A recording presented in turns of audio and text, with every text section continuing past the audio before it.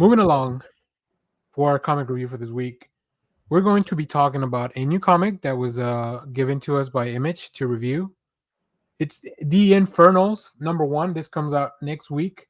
Let me give you a quick synopsis, and I'll talk about the creative team. So this is co-written by Noah Garner and Ryan Parrott, with art by John J. Pearson, with Lola Bonato, and letter extraordinaire Hassan Otsmani Elhau.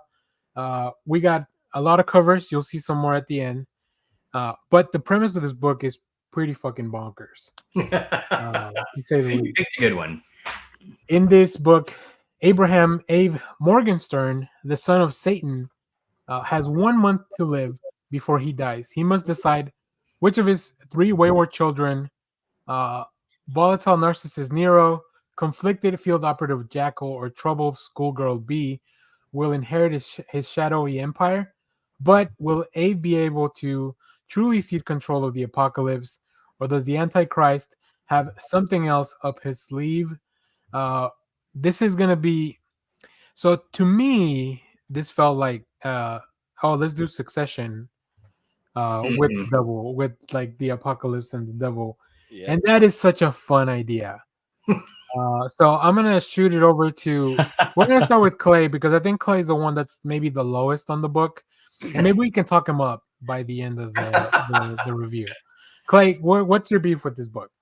I guess, for the first issue, the flow of the story seems kind of segmented at times. It didn't really... for a first issue, you kind of have to hook me. You got to give me like what's exactly going on, and they tried to cram in a lot. And as it felt like the art wasn't flowing with the story, I was kind of lost in it and didn't really care by the time I got to the end. So you guys talk it up and get me hooked more. But again, I'm not a fan of Succession because I kind of hate those shows where everyone's a fucking asshole. I mean, granted, we're dealing with, Satan and the offsprings, so you should expect that. But I'd almost want maybe some humor injected into it. But it wasn't even like, I don't know. It just seemed it's a very serious book. Yeah. So I don't know. Maybe the page with the daughter was pretty funny, but that just may say more about my humor. So Baphomet is kind of like the kid of the group. Yeah.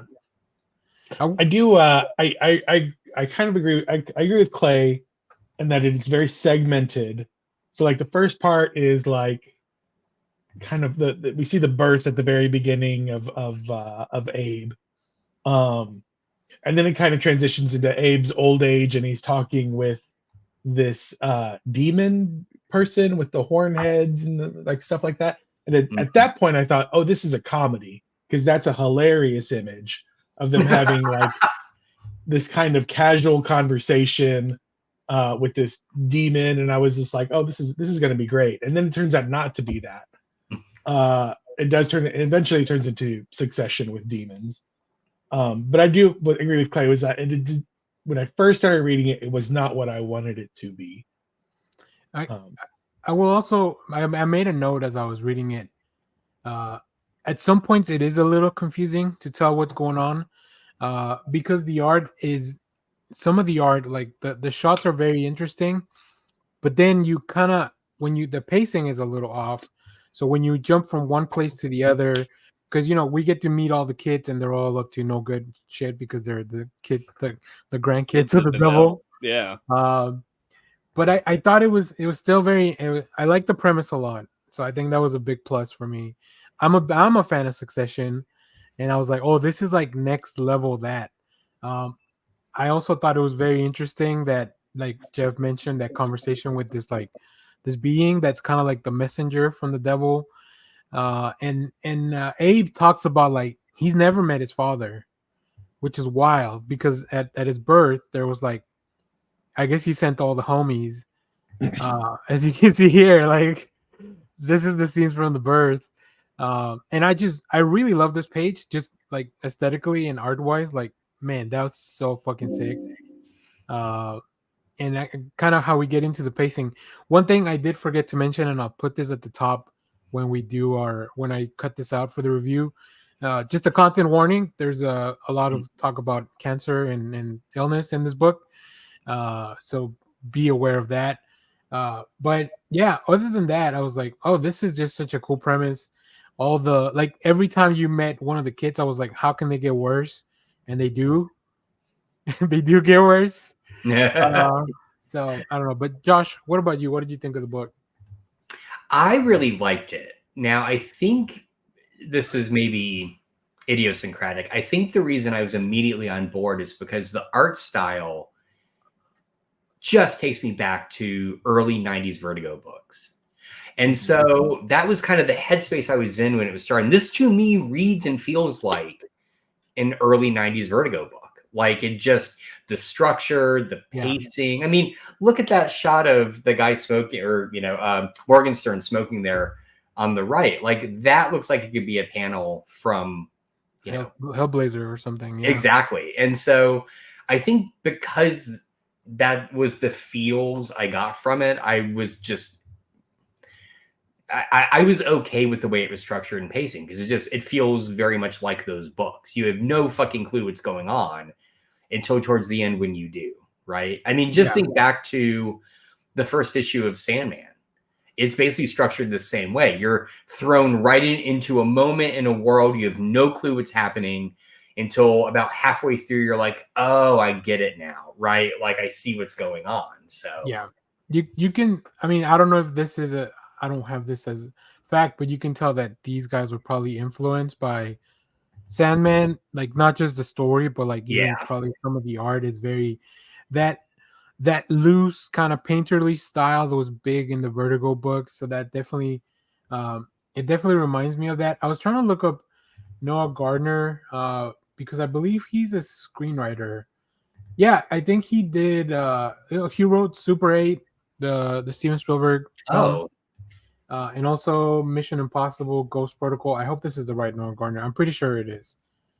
So yeah, I do get that. This does feel like, I don't want to be cynical, but like maybe some comic books are like, hey, here's what I had a pitch for a movie that never happened, maybe, or right, yeah. But we can still put it out there if we can find the right group, and probably Ryan Parrott, like he's been doing comics for a long time, so teaming up with like that could be a great way to put something fun like this. So I'm gonna stay on top of this. I think the thing at the end really hooked me. Like there's a few things that happened towards the end of the issue that really hooked me. So I'm very interested in how that's gonna play out. So is there anything else we need to discuss before we look at these fucking fantastic variant covers that I'm gonna pick up too many? The dialogue is a little 1980s Invasion USA sometimes. And that's the other thing that kind of turned me off. Again, I wanted that shot that you had pulled up where it was them having the conversation with the cigarette and stuff. Like in my head, that kind of read as that whole scene kind of read as that scene from like Princess Bride where the two villains are talking about having to kill the princess and frame Gilder to start the war. And the other guy's like, well, be careful. If you haven't got your health, you haven't got anything. It's just like so ridiculous, that conversation in that movie. And I kind of like in my head, that's how that scene played out in the comic, where it's just this man just having a casual conversation about life with this goat-headed demon. And in my head, that's funny. But then the next scene is just this like Mission USA, like, give me the effing whatever. And it's so like, I'm just like, it's a little jarring, the two like things in my head. There is a little bit of dark humor, especially with Nero. Like he's working on like a deal, right? With like, I do like that his job is to get souls still. Like he's in the family business. That's very interesting. Also, then we go to Africa and we meet the other kid, and then we meet. I think Baphomet's probably the most interesting one of the kids. Yeah, that page is great. Just that introductory page is fantastic.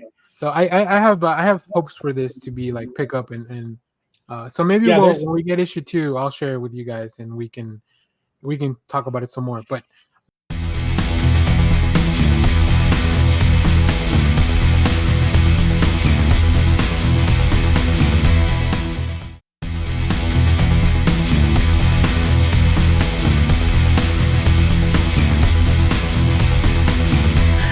Hello everyone, Dan here from the Next Issue Podcast. On today's video, we got an advanced look at the Displaced. This is a new book from BOOMstudios, so we're going to do a review for it. Let's take a look at the creative team before we get into this book. This is written by Ed Brisson with art by Luca Casalanguida, D. Cunafe on colors, letters by Hassan Otsmane Elhau.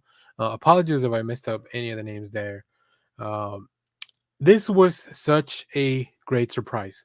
I saw this on the list of books that were coming out, and I definitely wanted to check it out. I'm a big fan of Ed Brisson, mainly from the work that he's been doing over at the Big Two. But I always love to see what these creators can do outside of that sandbox into their own stuff, like original characters, original concepts, and this one did not disappoint. So let me give you a quick synopsis for this, and we'll get into it. The city of Oshawa, Ontario, has vanished without a trace. Even worse, nobody remembers it. Nobody remembers it, or the 170,000 missing residents that disappeared along with it.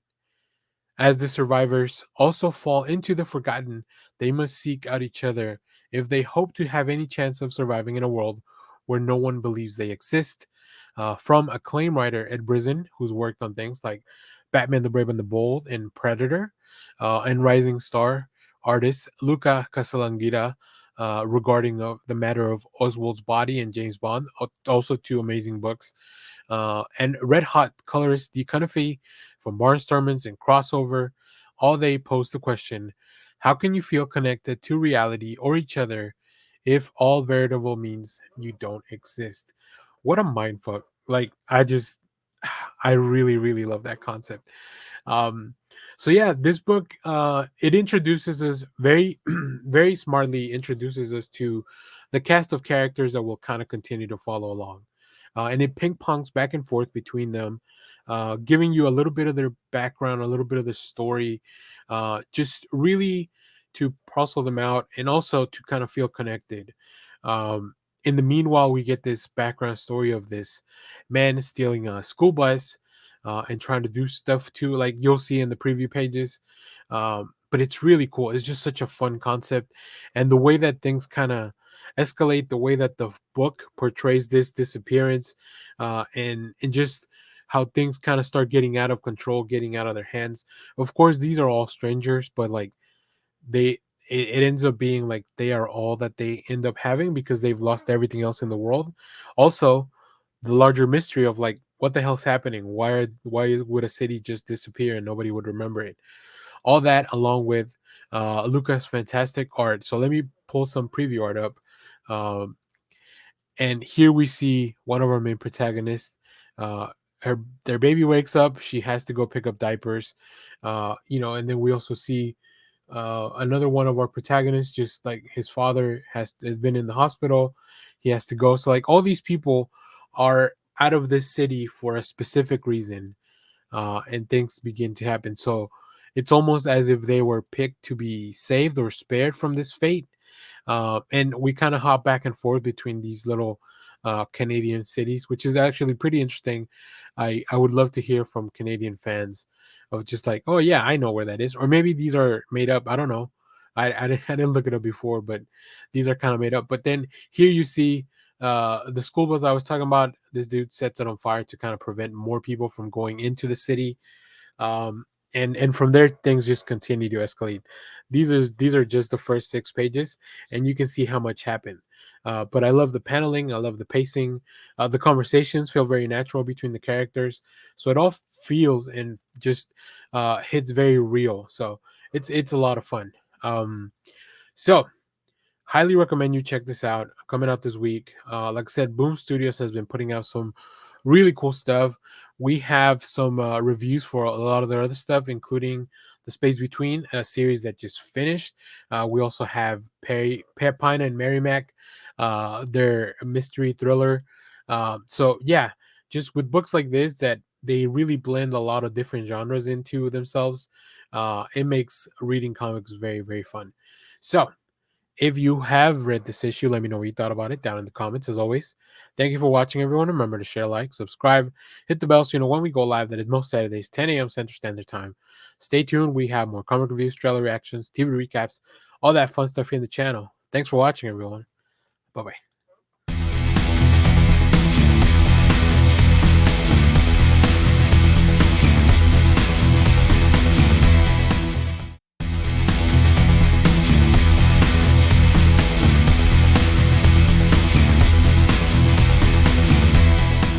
Hello everyone, Daniel here from the Next Issue Podcast. On today's video, I'll be doing a review for Pine and Merrimac #2. This is a new book from BOOMstudios. Let's take a look at the creative team before we get into this book. This book is written by Kyle Starks with illustrations by Fran Galan, letters by Pat Brousseau. If you're not caught up on this, go check out our preview or our review for issue #1 that follows Linnea and Parker, who are these couple. They moved back to a small town to be investigators, private investigators, really. But then when a mystery comes along that feels too big for them, will they continue to work on it or not? So in this issue, we pick up where that leaves off. Linnea and Parker are setting into their new lives as small town detectives, but dark omens forming in the horizon of this sleepy nook of the world. Their most promising lead unexpectedly evaporates, forcing the duo to embark on an ill-advised undercover trip to Senator Island, where they discover a new clue to a mystery that's bigger than anything they've ever could have imagined. Just what have they gotten themselves into? Yeah, this is a really fun book. I think the balance of the mystery of the case, the chemistry between the two main characters who are just a very cute couple, and then of course also all the small town characters that we see around the world. In a small town like this, uh, you probably are going to run into people that you work with, that you worked against, especially if you're private investigator that follows up on like people being unfaithful or cheating or whatever the case may be. Then we also have this larger plot and this larger mystery that continues to unravel, that seems like it's going in a very weird direction. So let's talk about the art a little bit.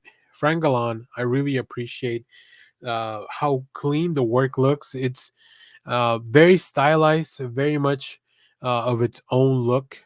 I really love how big the expressions are in the characters' faces, specifically here as Lynn runs into somebody that she's kind of crossed because of her work, and then just as Lynn and Parker have a conversation, I just love the body positions that Galan puts them in.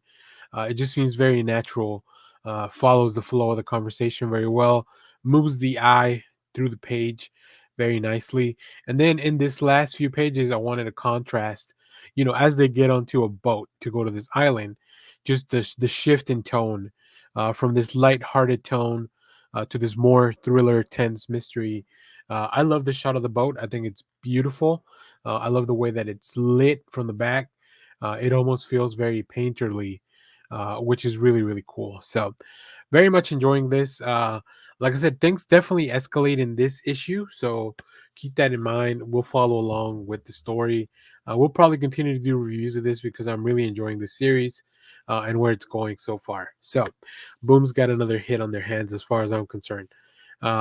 If you have read this book, let me know what you thought about it down in the comments. As always, thank you for watching, everyone. Remember to share, like, subscribe, hit the bell so you know when we go live. That is most Saturdays, 10 a.m. Central Standard Time. Stay tuned. We have more comic reviews, trailer reactions, TV recaps, all that fun stuff here on the channel. Thanks for watching, everyone. Bye-bye.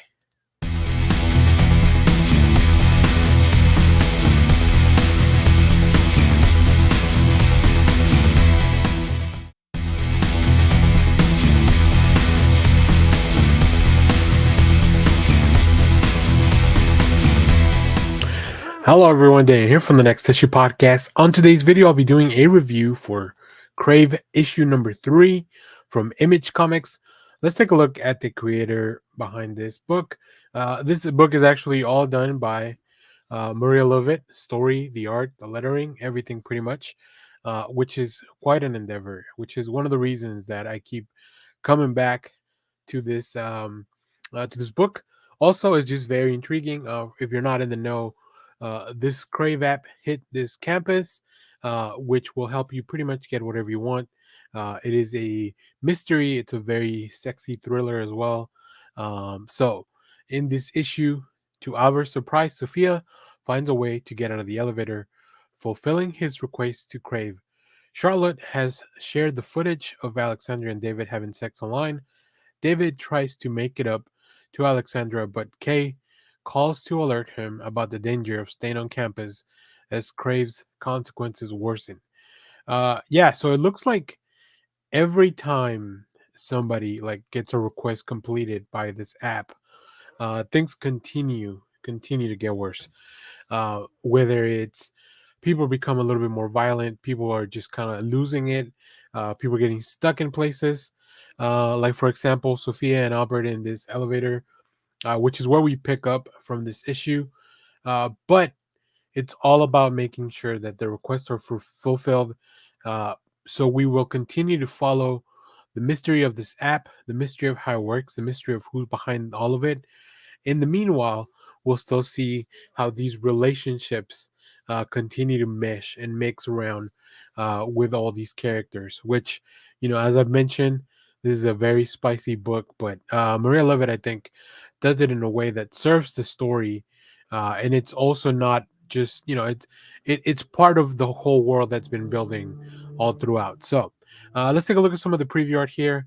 Here we see Sophia and Albert in the elevator still. I really love how simple the color palette is, just to really illustrate, they're trapped in a very unusual situation, and just how the paneling kind of speeds up as we go through these pages, cutting back and forth between them and the relationship and how they kind of figure out a way to get out of the elevator. In the meanwhile, we also kind of catch up with everyone else. And as you can see, Lovett's art becomes very it's not super detailed when we have these larger wide shots, which I think serves the story very well because overall a lot of these students are kind of faceless and we don't really they're just background characters, right? So it helps illustrate that. But then when we do get to see characters that we're following around, like Alexandra and David, their expressions are a lot more detailed when they're having a conversation. So, yeah, and like I said, things just kind of continue to escalate from there. This issue, I really enjoyed it again. Myself and Josh, if you caught our live stream, are following this along. So, yeah, I'm here for the rest of this miniseries. Very excited to see where this goes. So, if you're reading Crave, let me know what you think about this one down in the comments. We'll follow it along as it's released. Let me know which cover you picked up because there's some really cool covers. There's some very spicy covers. Yeah, I think Love It is just really taking advantage of the medium in its full capacity, and it's really fun to see. So, as always, thank you for watching, everyone. Remember to share, like, subscribe, hit the bell so you know when we go live. That is most Saturdays, 10 a.m. Central Standard Time. Stay tuned. We have more comic reviews, trailer reactions, TV recaps, all that fun stuff here in the channel. Thanks for watching, everyone. Bye-bye.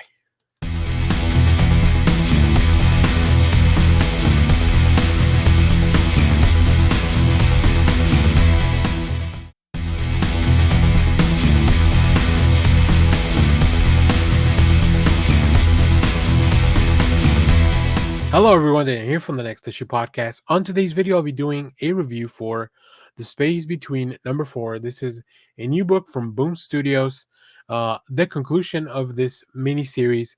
But let's take a look at the creative team before we get into this book. This book is written by Corinna Becco with art by Danny Luckert and letters by Jim Campbell. So we continue to follow along here in this issue. 200 years, finally the journey's over. So in this final issue, the saga concludes after 200 years further into the journey.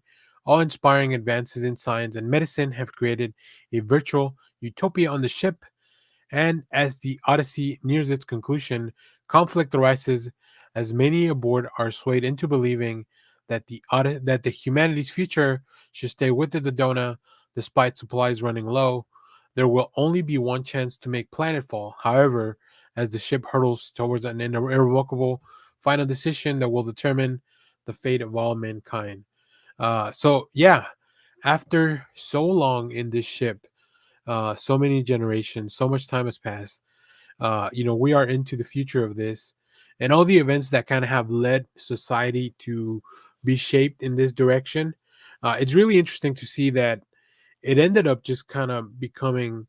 There are people that want to stay in the ship because it's safe, it's comfortable, it's what they know, and there are people that feel like the original mission was for them to land. But obviously, people from hundreds of years ago they don't know what things have been like in the ship, and how do we know that decisions from people from hundreds of years ago still apply and should still be what happens, because the mission was always to go to that that new home, that new planet. But things have changed so much in the ship. It's really interesting. It's a very I mean, it's a great metaphor for just really a society in the world, in this ship.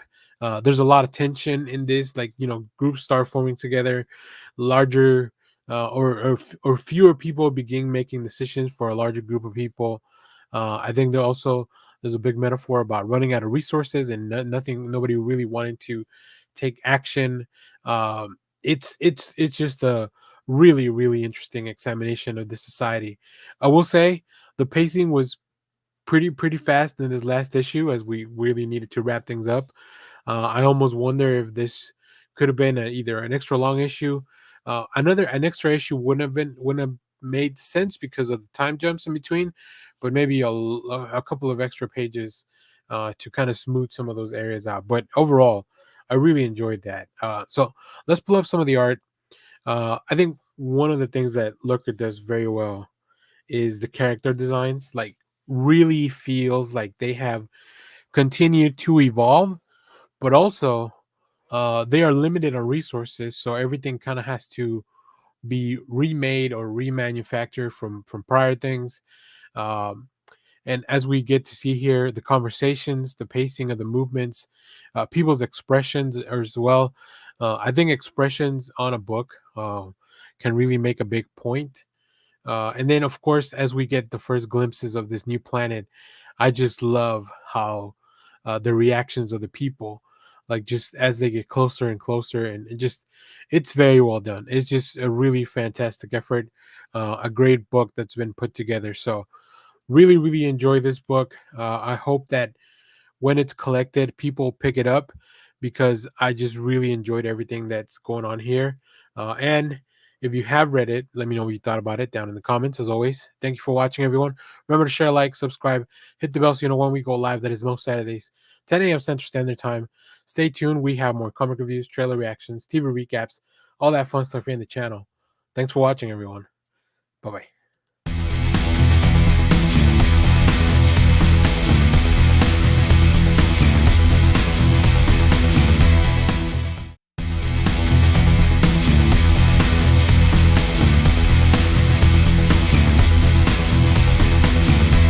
Hello everyone, Dan here from the Next Issue Podcast. On today's video, we'll be doing a review for Kill Your Darlings number 6.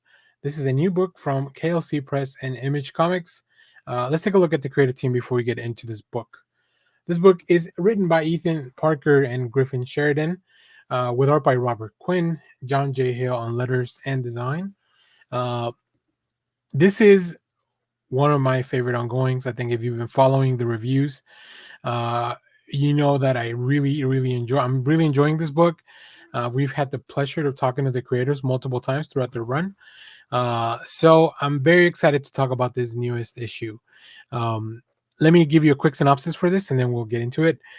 After centuries of horror, can the girl who wouldn't burn change her violent ways, or will the cycle of blood and death begin anew? And how exactly are she and the great and the terrible evil connected to Rose? Finally, all is revealed in this turning point issue. So this is it. This is the issue that puts all the pieces on the table. And boy, let me tell you, what a freaky table it is overall. It is some really exciting stuff. As I was getting into this book, and I'll tell you this too, I had a really hard time coming up with what preview pages to show you, because Bob Quinn and the rest of the team are just really pushing the envelope. Things get super gnarly, and you'll see when I pull up the preview. These are some of the more tame pages, I'll call them, but it's really fantastic to see kind of how the book has kept building. All the little hints, all the little flashback sequences that we've been experiencing at the beginning of the issues. They're all really coming into context. You have pretty much all the pieces to the puzzle now, but we still can't see the full picture, right? We'll have to wait for the next few issues to wrap things up. There's still a lot of mysteries to resolve, but the book does such a good time with the pacing of like going back and forth, how it explains things, because it really gives a lot of credit to the audience that they can put the pieces together. And that's just really, it makes it feel like an enjoyable reading experience when you're like, oh, wait a minute, this is the thing from the previous issue, right? Like, just when those things kind of click in your head, all that being wrapped up in Bob's beautiful art. And I say beautiful because it's really well done, but it's not always beautiful. Like I said, it gets pretty gnarly at some points. So let's go look at some of the preview art here. As I mentioned, these are some of the more tame pages of the book. These are things that I felt could be shown on YouTube without any issues of, without any warnings as well. And even then, like, just looking at the imagery, I think Bob Quinn loves to display some things in a very eerie point of view, like this first page of this, this little animal being dragged through the forest. The little sneak peek at the urn, like all those little details are very important. And then of course putting the ritual together, and then finally having the ritual happen. I think one really cool thing, and I'll try to ask the creators about is this really Latin? Is this a language they invented? I'm not familiar with Latin, but it looks like Latin to me that she's speaking on here. So we'll see. Of course, as always, this book has two amazing covers, one by Bob Quinn and one by Ryan Stegman. Ryan Stegman also really kicks it up another notch when it comes to like the design of this book. It's probably some of the most terrifying stuff I've ever seen Stegman draw. So yeah, this book continues to just kick ass, and continues to worry me up until the last bit. Like, this is one of the books that really keeps me on the edge of my seat as I'm going through it. So I'm glad I've had a few days to kind of process everything that happened, because otherwise, I don't know, I'd be losing it. So if you have read this, let me know what you thought about it down in the comments. As always, thank you for watching, everyone. Remember to share, like, subscribe, hit the bell so you know when we go live. That is most Saturdays, 10 a.m. Central Standard Time. Stay tuned. We have more comic reviews, trailer reactions, TV recaps, all that fun stuff here in the channel. Thanks for watching, everyone. Bye-bye.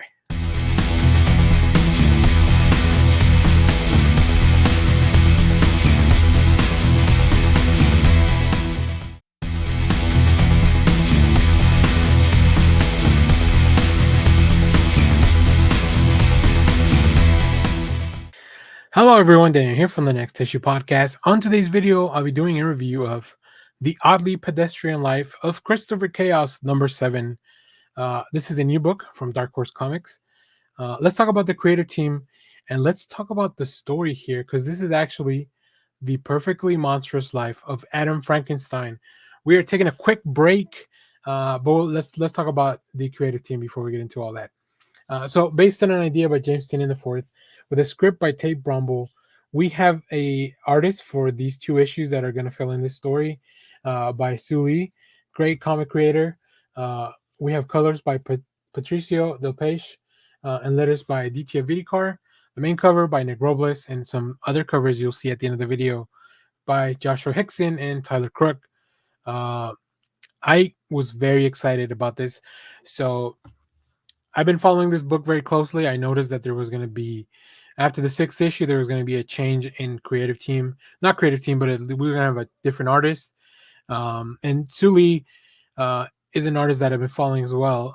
If you haven't read the Dynamite series that she worked on for Maleficent, I highly recommend and highly encourage you to do that.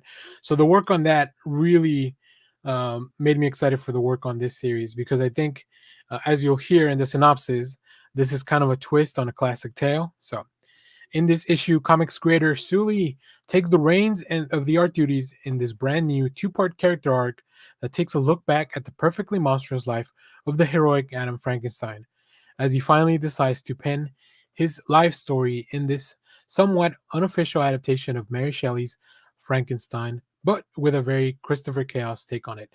Boy, is it ever a Christopher Chaos take on this story. I loved it. It's kind of like, it has all the things you love from a classic from classic Mary Shelley Frankenstein story. It has all the cool things you love about Christopher Chaos. It's got a lot of feelings. There's romance in it.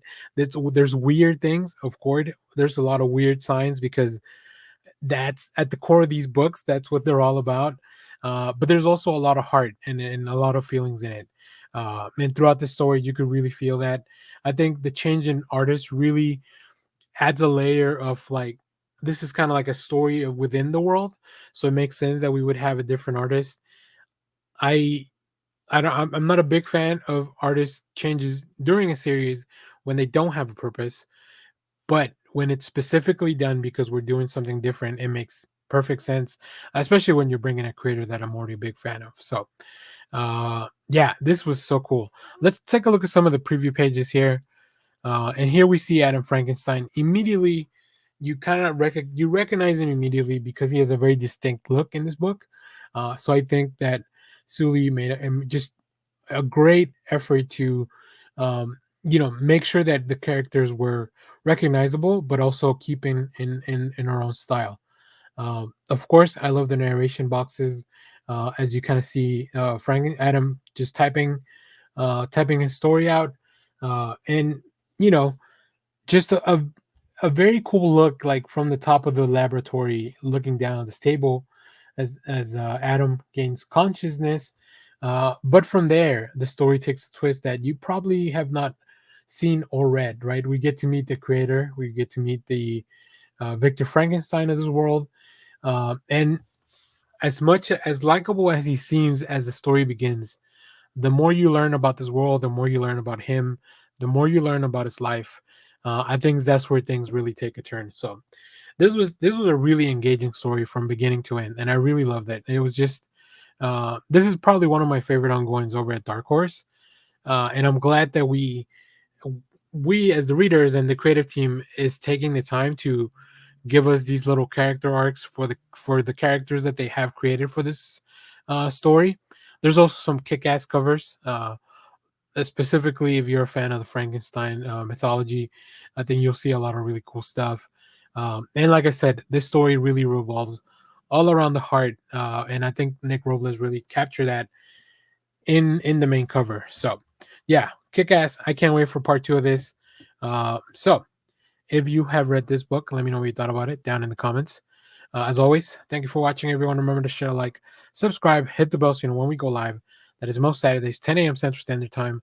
Stay tuned. We have more comic reviews, trailer reactions, TV recaps, all that fun stuff in the channel. Thanks for watching, everyone. Bye-bye.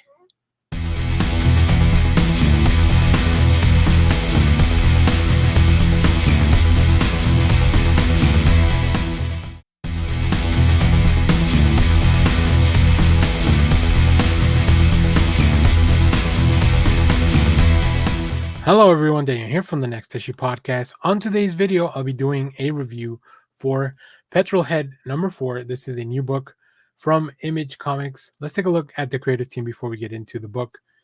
This book has a story by Rob Williams with art and letters and graphic design by Piper. And also we have a variant cover by Ben Wilshire. So the story continues as we follow Petrol Head and the gang who are trying just to get away from the O. But this issue really focuses a lot on the city itself, which is very interesting. So let me give you a quick synopsis here. The city is all the city protects. The O's deadliest racer, supercar star, has tracked down Petrol Head and company. So we have Hybrid as well. Their only hope, Petrol Head showdown race. Meanwhile, can Satnav Sid find a sneaky backdoor out of the smoke zone? After all, he's a riot all geezer. Make no mistake. So, yeah, very interesting issue. We get to learn probably the most that we've learned about the O, about the city itself, about the people that are in there.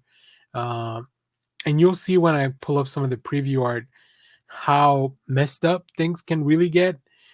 There's some like really, like, as cool as Piper's art is, like, he's also very good at drawing like despair in people's faces, which is kind of weird, but it really just adds to the tone of this book and everything that's happening. Like, the more you feel like the contrast of how bright and cool the art is with like the tone of what's happening inside the story.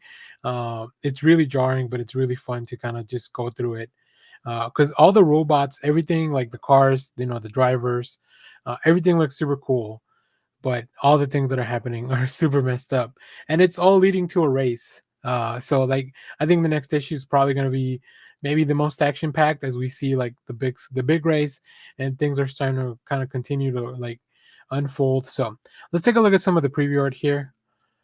As I mentioned here, look at just the bright colors, the designs of everything. I'm super curious. Like when I first saw these bubbles, I was like, oh no, this is not good. Like just having humans be part of these tests inside of the bubbles, you know, it just does not. Yeah, it just doesn't feel like it's gonna be a good thing. So, and it really does. Like it really pays off in the next page. As I turn here, you'll see here that what I was talking about, despair and like just people freaking out inside these bubbles and all the tests that are being done to them. And then always, always, always, Rob Williams and Pipar find a way to sprinkle in a little bit of humor, like this shot of all the machines kind of working together, and like they're like, well, who messed up? Well, obviously it was this guy, so they all kind of point at him. So like, just the juxtaposition of the tone and the jokes and the action, I don't know, it just feels like nothing I've read in recent years, and it's just very exciting. So yeah, and of course the covers are amazing. I I almost wish there was a Valentine cover, because they did a Christmas cover. Even though even though they didn't have an actual Christmas issue, they put out a Christmas cover. It would have been really funny to do a Valentine's Day cover, since the book is coming out on Valentine's Day.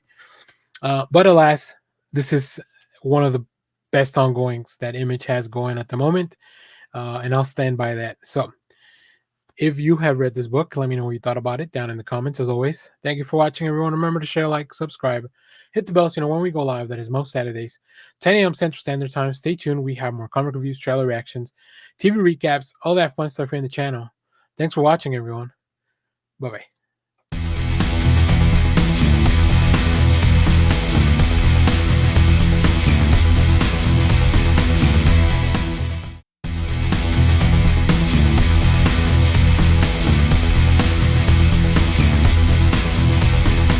I'll do one more. Sure. All right. This came as a shock.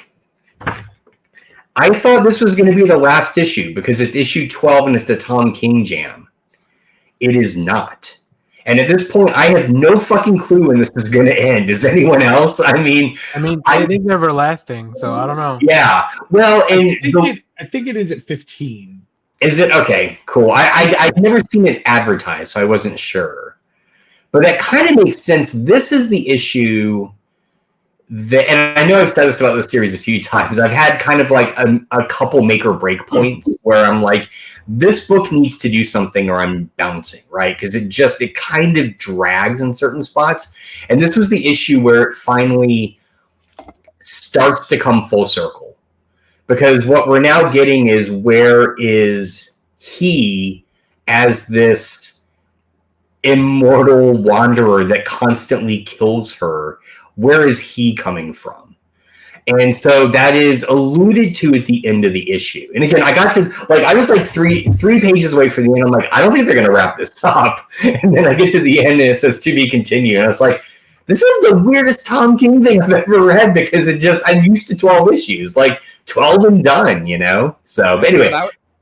That's what I've been waiting for. Is like, I thought it was going to wrap up, but this last trade has just been like going. Yeah. Going. Yeah. No, yeah. Jeff said it's 15 issues. So.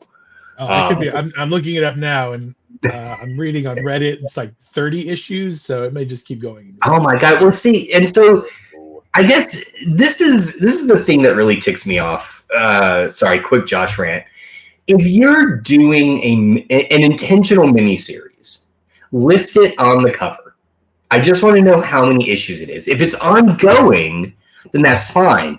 But Image in particular is really bad about this. Yes. And I'm just kind of like, at some point, I need to know if it's like X number of issues and done, or if it's like we're just going to keep going, because otherwise my expectations for where the story is going, especially reading it month to month, really needs that. So anyway, I'll stop yammering on. Yeah, thank you. I said a couple of comics, but I'm just kidding.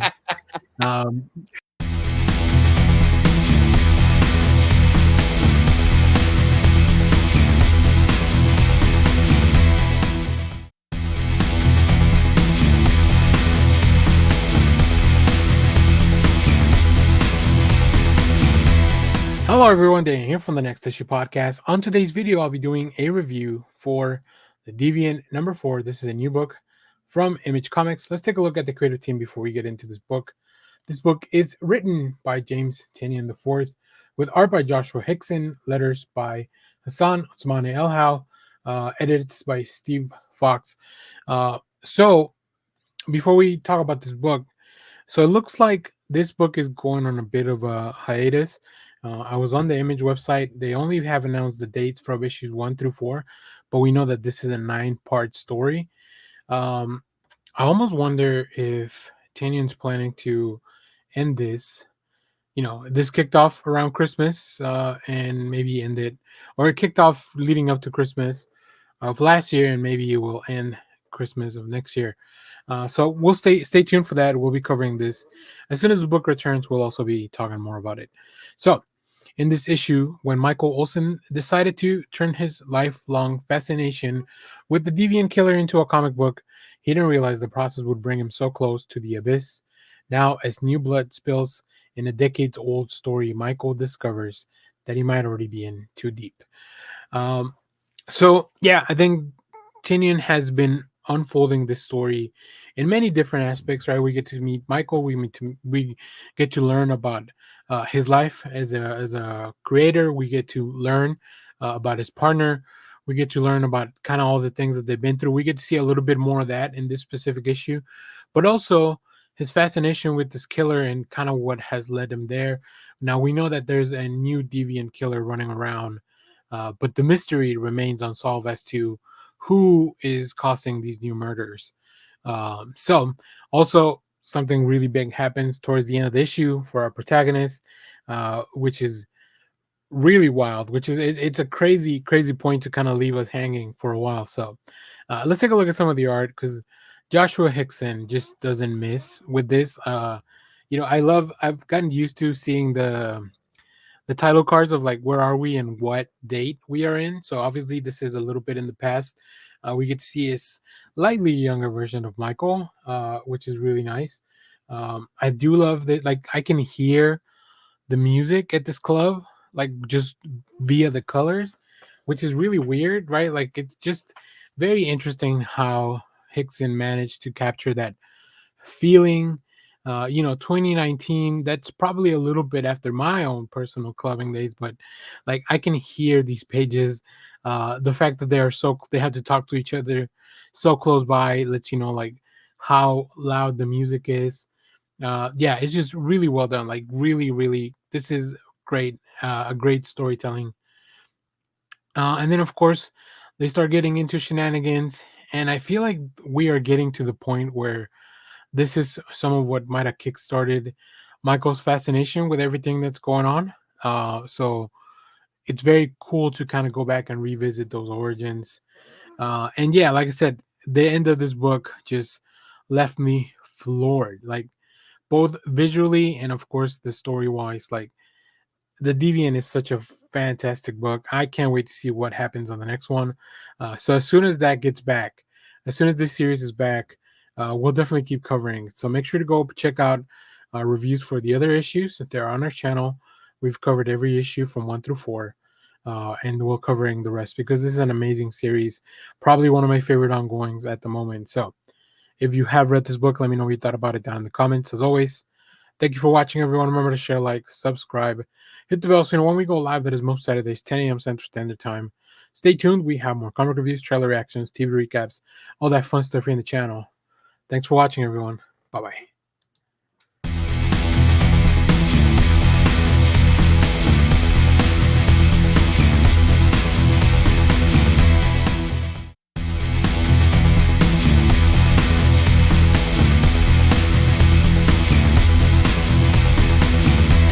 Hello, everyone. Daniel here from the Next Issue Podcast. Let's talk about more comic books. This week, I'm going to be talking about in this video Transformers number 5, Image Skybound. Very good stuff. Let's take a look at their creative team. This book is written by Daniel Warren Johnson with Mike Spicer. On colors, letters by Russ Wooten. Now, if you haven't been keeping up, the first arc seems to be coming to a close in issue 6. We will have a change in the creative team. Daniel Warren Johnson will keep writing, but we will introduce artist Jorge Corona, which I'm very excited for. I love Daniel Warren Johnson's art, but I also know that it can be easy to produce a whole book all on your own, especially a monthly ongoing like this. But let's talk about this issue. In this issue, Starscream revives one of the most powerful Decepticons to eliminate the Autobots once and for all.